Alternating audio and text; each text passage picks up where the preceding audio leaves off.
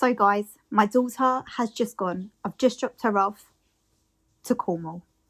Well, not to Cornwall, but to my parents. And naturally, my brain has responded as though she's been deployed into an active war zone. I haven't slept properly for about a week because my intrusive thoughts have decided this is now my full-time job. Worrying. And Cornwall has too much to worry about. There's sea, there's people, there's sea. And this is the thing people don't always understand about AuDHD mixed with OCD traits and catastrophizing. It's not just worrying, it's something more freaking horrific. I understand because my dad had the exact same thing when I was a child, and I thought, what a freak. Why is he not letting me experience life? I wasn't allowed to play out. I wasn't allowed to do PE. Yes, he was extreme. There was a lot of things that I wasn't allowed to do. But now I completely fucking understand it.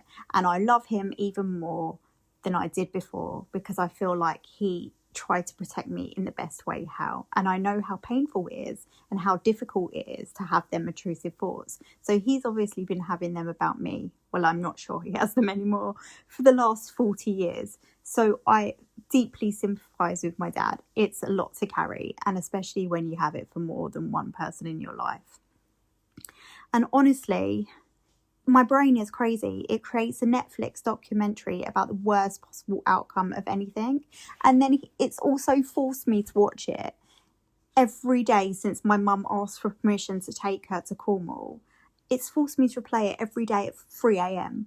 Well, every night at 3 a.m. It's actually ridiculous. My mum actually didn't want to ask me to take her because she knew how much it would upset me. But she also knew how much my daughter would love this experience.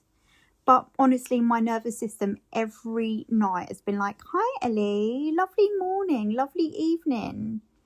Now, let's get on to imagining 17 imaginary emergencies that's going to happen to your daughter while she's in Cornwall. Come on, chop, let's go in.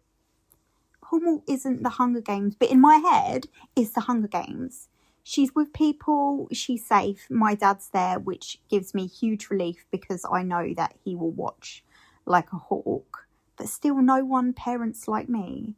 She's probably going to have the best time while I'm here at home Googling weather conditions and checking my phone every 4 seconds like an emotionally unstable FBI agent. I have just downloaded the tracker app and made sure her phone bill's paid because obviously she's 9 and she doesn't need her phone bill paid, but I need the tracker app this week. So I've paid that phone bill and I'm going to be tracking her constantly like a freak.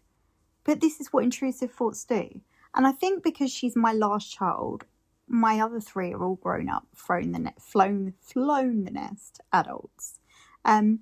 It's hit something emotional on me, but don't get me wrong. My older children also went with my mum and dad to Cornwall when they were kids, and it was equally horrific. And it's not because I'm overly attached to just her. It's always been like it. My brain just loves responsibility and emotional attachment. And then immediately turns it into what if something terrible happens and somehow it would all be my fault because I let her go. It's a lot of responsibility to put on an adult child's body because in my mind I'm a child in an adult's body. Honestly, being an AuDHD mum is exhausting because one half of my brain is like, she's fine, babes. But the other half is literally building imaginary crime scenarios. And it's horrific. And this is why I talk so openly about intrusive thoughts and emotional dysregulation, because so many neurodivergent people carry this stuff and they feel ashamed of it. And believe me, until recently, it's something I thought, Ellie, you're a bloody weirdo. But actually, I need to talk about it more openly because I don't want you guys to think you're a bloody weirdo as well. Even though my brain is slightly weird at times. But intrusive thoughts are not intentions. Catastrophizing is not intuition, and that's something I'm working really hard to separate.